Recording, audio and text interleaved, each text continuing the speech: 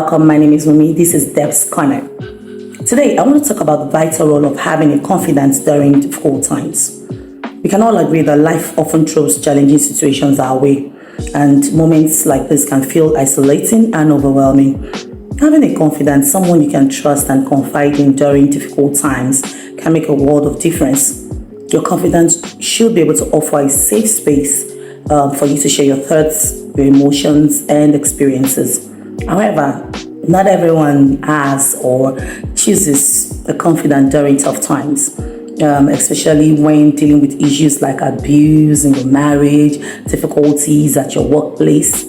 So in this post, we want to explore the importance of having a confidant, reasons why people are sometimes hesitant to share, and tips for choosing the right person as a confidant. My name is Wumi. It's Steps_Corner. Please hit the subscribe button and let's go on this journey. We'll be right back. Okay, welcome back. My name is Wumi and it's Deb's Corner. So we're talking about the importance of having a confidence during difficult times.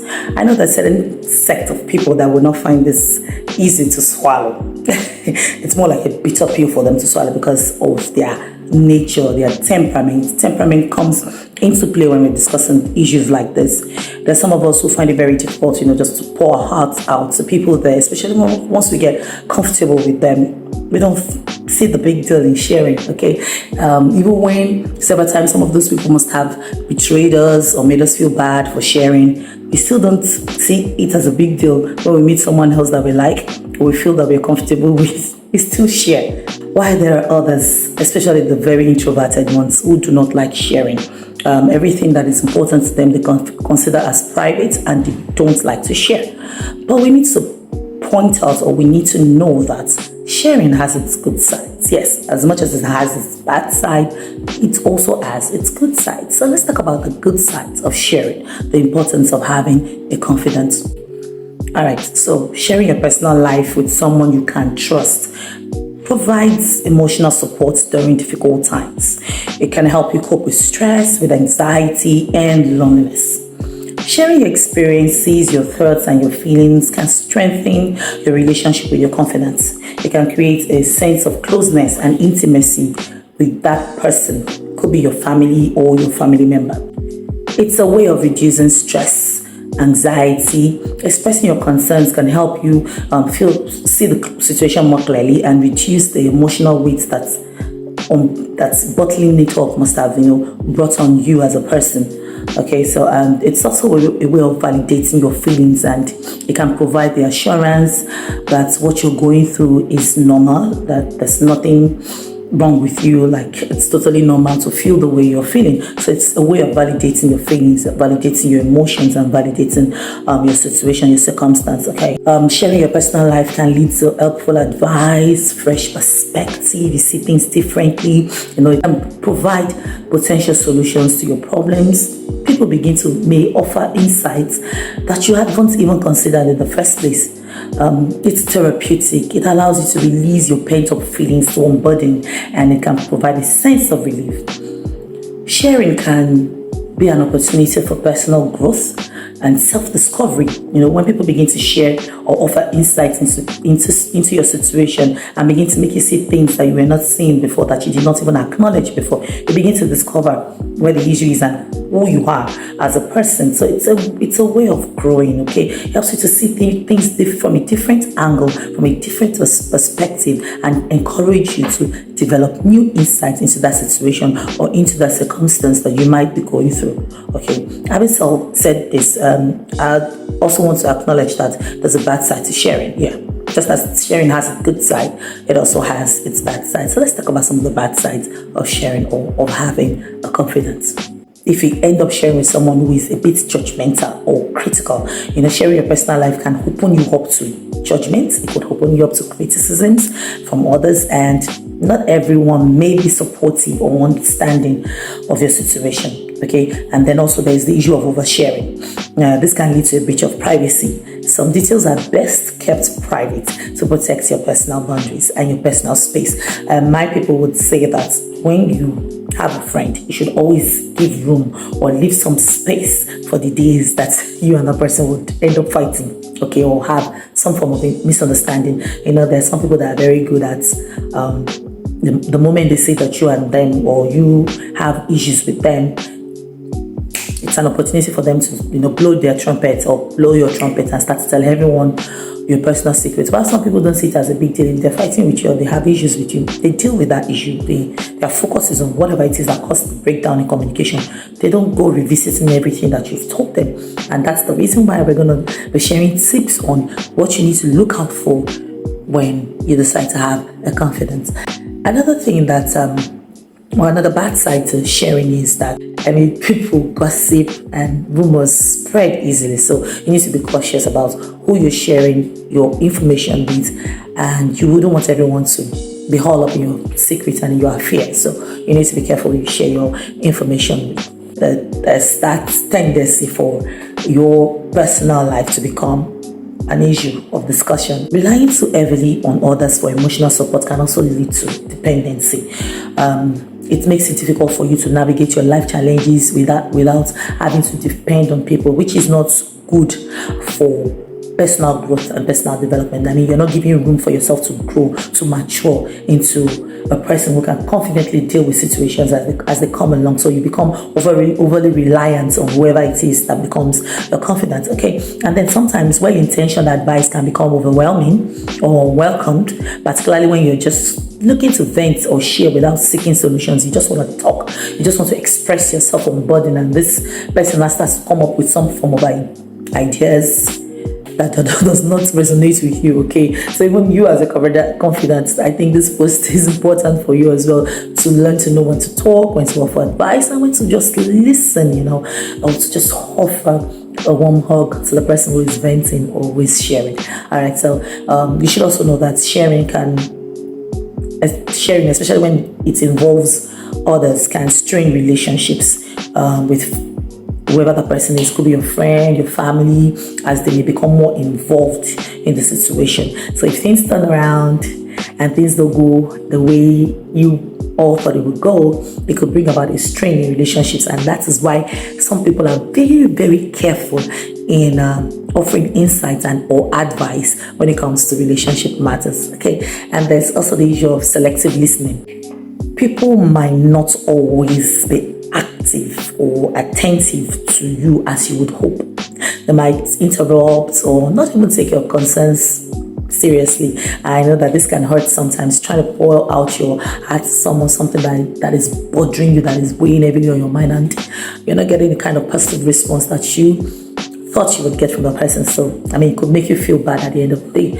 So I must point out that there are certain reasons why some people don't want to share. And one of those reasons is the fear of being judged. You can agree with me that I'm not speaking out of line when I say that some people can be overly judgmental. Many individuals hesitate to open up about their problems because they fear being judged or being criticized. Okay, there's also the issue of societal stigma around sensitive topics like abuse that may discourage individuals from seeking help or from sharing their experiences. Imagine someone who just got raped. In a situation where in your marriage, you and your husband have different sexual orientation, and your husband is probably forcing you to do something that you don't want to do. Imagine that you want to go out there and discuss such with someone else. We all know that even in our world and in our society, particularly where we are from in Nigeria, sex almost seems to be like a forbidden topic that cannot be discussed. So you see, that's one of the reasons why some people find it very difficult to share what they're going through and to share how they feel, okay? And that some people may not even have the support network that they need or a trusted confidant to turn to during difficult times, because they've been isolated by that challenge or that difficulty or that situation that they found themselves.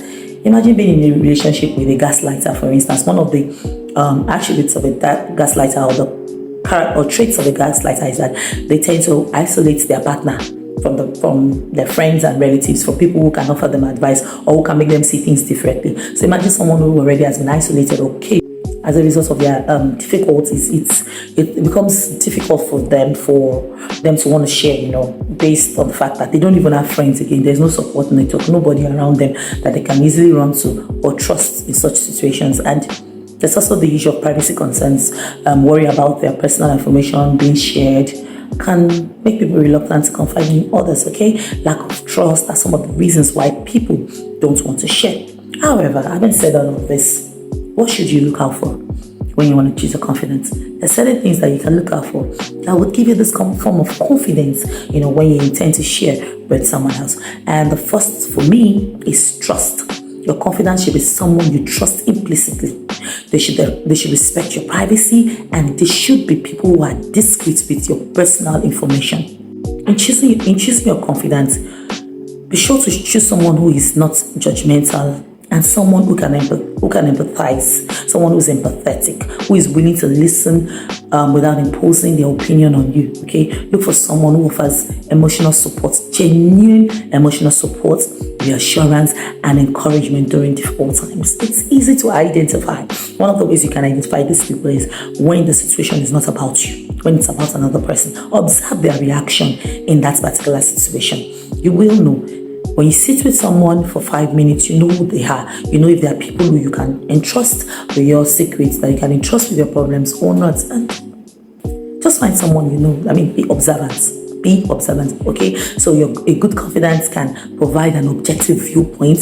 They help you to see things from a different angle when you're in that situation, okay? Ensure that your confidant is available to listen when you need them to, and that you can rely upon them to provide the support that you need consistently. They must be willing to want to share or to want to listen to you, okay? Choose someone who can empathize with your feelings, someone who shows compassion for your experience, all right? It's also important for you to share with someone who has the same value and the same belief as you. This will help you listen and can also lead to better understanding and advice. It might not be easy for you to accept their advice or accept their contributions. Sharing your personal life with others can be a double-edged sword. It could sway either way.